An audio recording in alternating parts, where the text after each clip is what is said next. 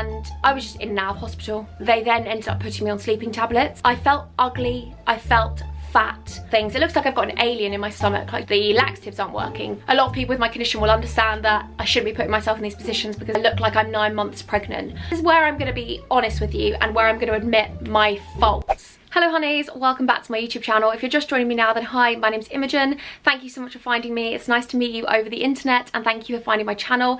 I don't know how you found me, but I'd be really grateful if you could stay. And for anyone returning, thank you, thank you, thank you. I'm so grateful. So if you are new here, you'll be a little bit confused about what this story time is about. So this story time series has been about my stomach condition. There are 5 different parts, which I will link in the description if you want to go and check that out. That was from the very beginning when I first ever got symptoms of my stomach condition, and this is to now this story time I'm doing today. So definitely go and check those other story times out, linked in the description, or I'll link them up here. I still don't know which side, but today is going to be part 6. So finally, last time we actually spoke about my conditions, 2 of the ones that I have. So I have gastroparesis, which basically means that my stomach's paralyzed, and I also have gastroesophageal reflux disease. I actually have grade 3 of stomach paresis, but we're going to get into that today. So today is going to be about when I got first diagnosed and when I came out of hospital, how I adjusted to living with my condition. This was again 7 years ago, so it's changed drastically now how I deal with the condition. So if you do want me to do updated videos on how I live with my chronic condition and chronic illness every single day,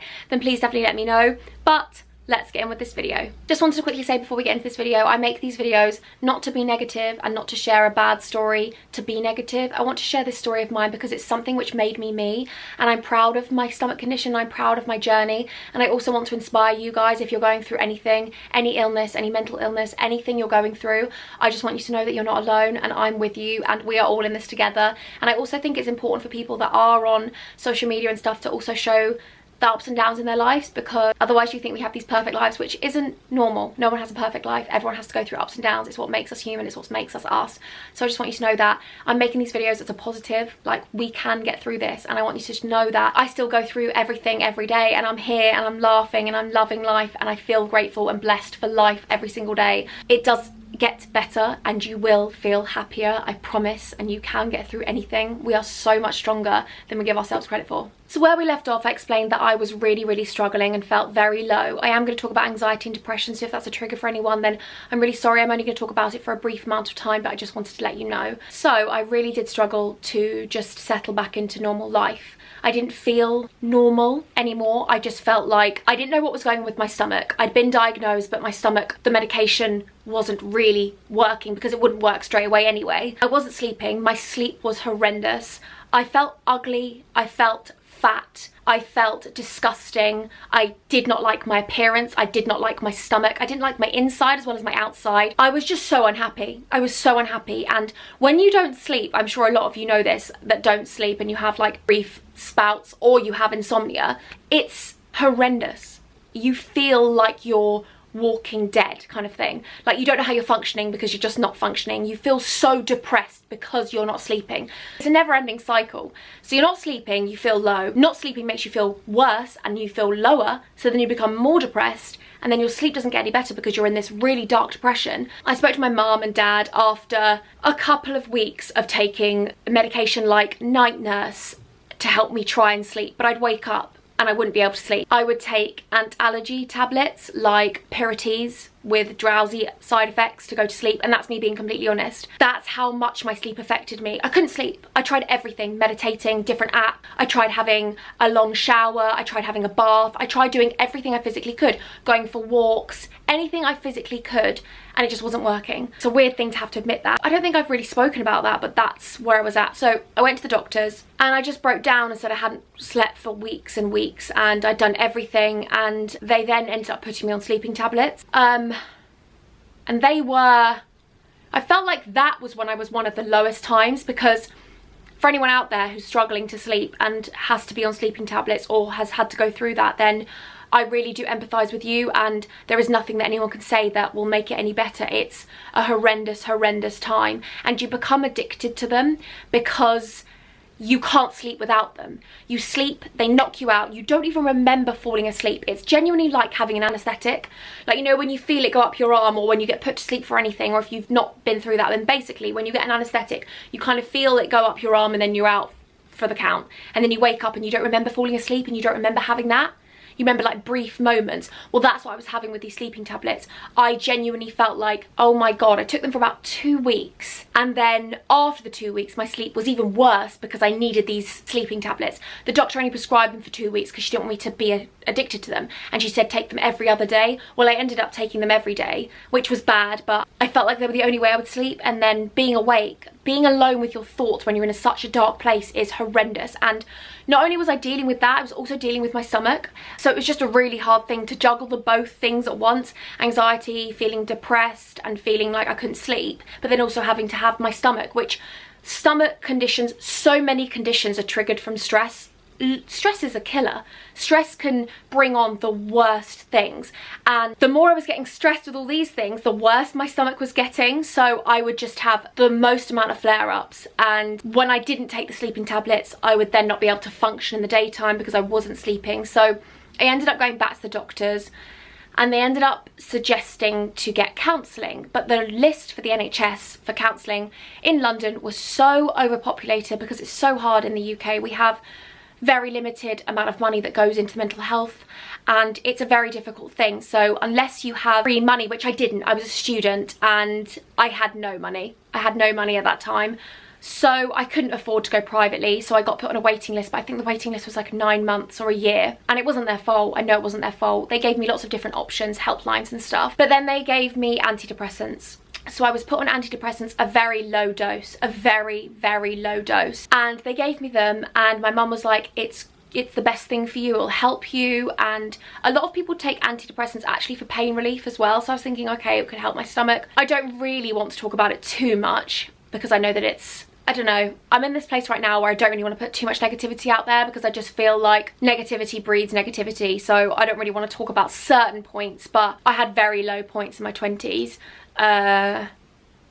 With obviously the antidepressants and just my stomach and just coming out of hospital and just loads of different things. I think your early 20s are actually your hardest years. I genuinely believe that. I think now maybe it's different, maybe when you grow up so young with such a technological era that we live in, I think it's really hard. I couldn't imagine being 13 now, because I think it'd be so difficult. I couldn't imagine being 9 now because everyone's on iPads and everyone's got Facebook and Instagram and there's so much pressure for everyone.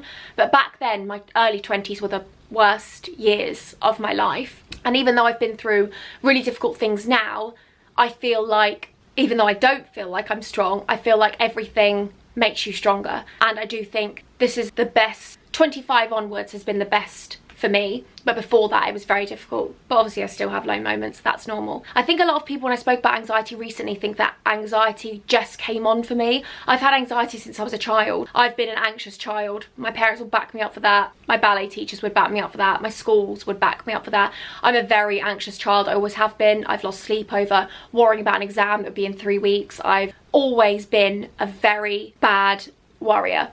And anxiety for me started as worries, and then it would just come out of the blue and be just continuous. And when I lived in London and when I came out of hospital and when I had to adjust to real life, the anxiety was horrendous because I felt like a 20-year-old that was stuck in time. I felt like I didn't really have any understanding of what I should be like as a 20-year-old. And then I had this bloated stomach and this, I was gaining weight because from my condition you can gain weight or you can lose weight. It sort of fluctuates because obviously your body isn't breaking down the products that you're meant to break down in your stomach, and you're taking lots of different medication and stuff like that. And I obviously got put on steroids, etc., and steroids make you bloat. So a lot of people look back at my old videos and they're like, oh, you've lost so much weight, but they don't realize that I was on a high amount of steroids at that time. So I really struggled and my anxiety got really bad, and I ended up having the worst attendance from my university. I had to actually get obviously my specialist to write notes and obviously my doctors to write notes so that it could back my attendance up, because otherwise with universities, if your attendance drops, you actually lose credits for your university.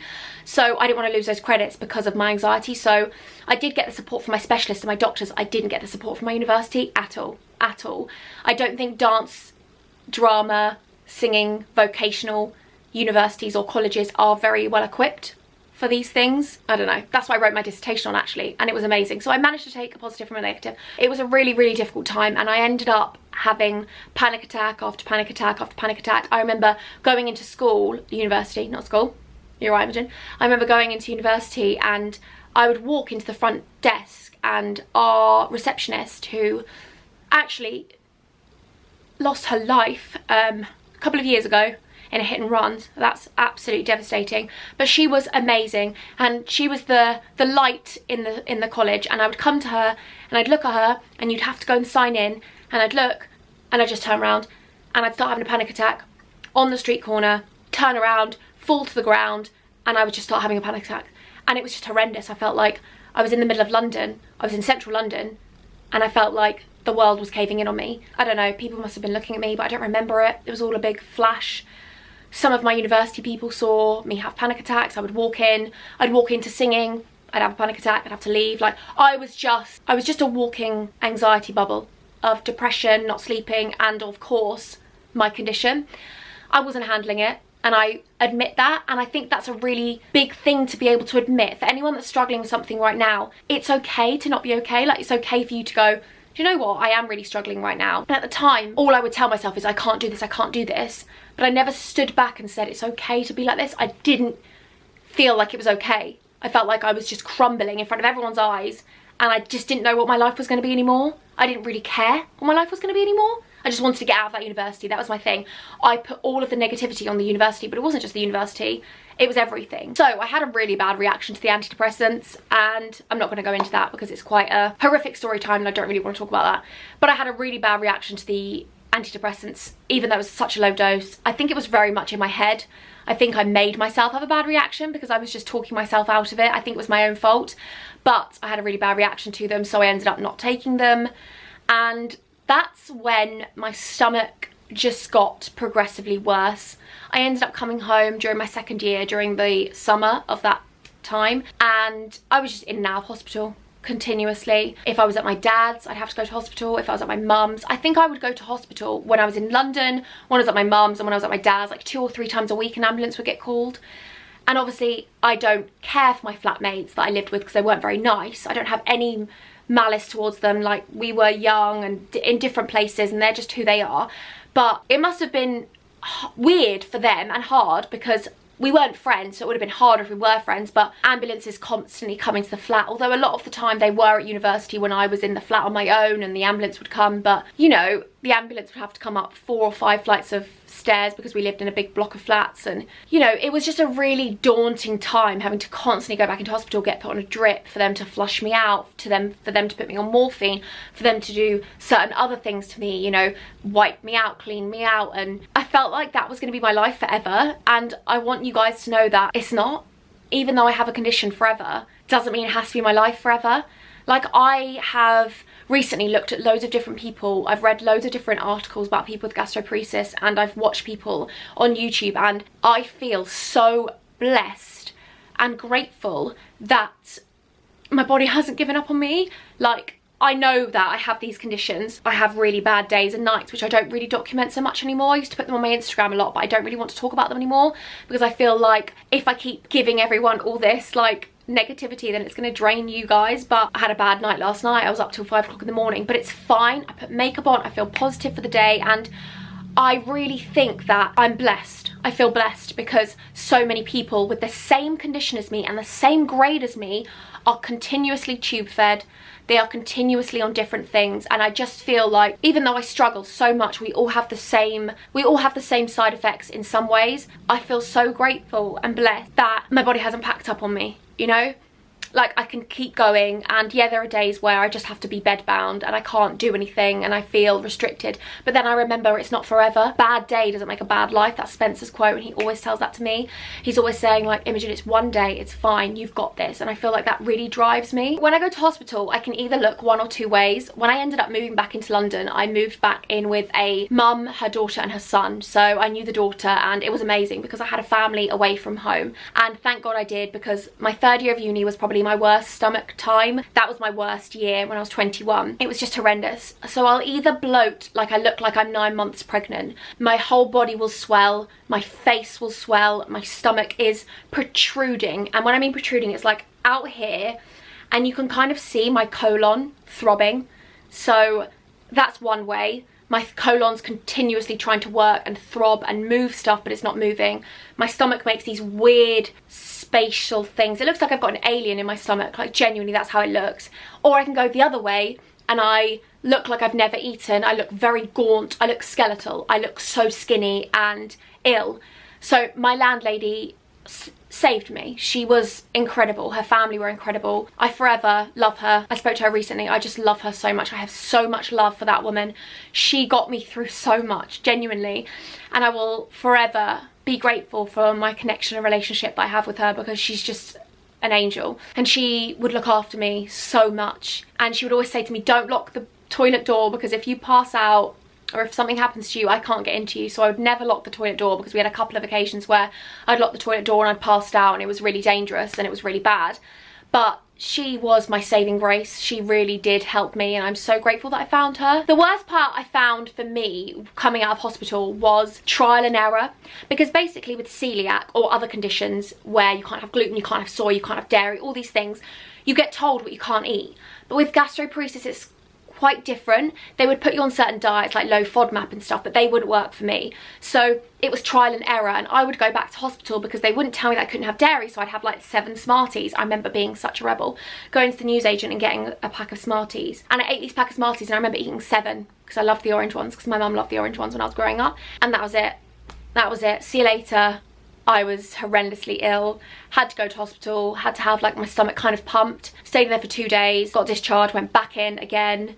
And I was a regular. I quite liked going to different hospitals because I felt like they weren't looking at me like, geez, here she is. She'll come back again. You know, like, we know her on the ward kind of thing. I think what's hard with my condition is a lot of people that suffer with it will know that it's completely relative to your stomach. So a lot of people might be able to have soy, and then a lot of people might be able to have, or you might be able to have soy sauce, but you can't have other things with soy in. It is the most complex thing I can ever explain to you. It's not like I have a list where every gastroparesis patient can go, okay, I can't eat that, can't eat that, can't eat that, can't eat that. It's not like that. It's complete trial and error. For the last 7 years, and I'm still learning things now, it's complete trial and error. What works, like something, I can have oat milk, but that's obviously got oats in.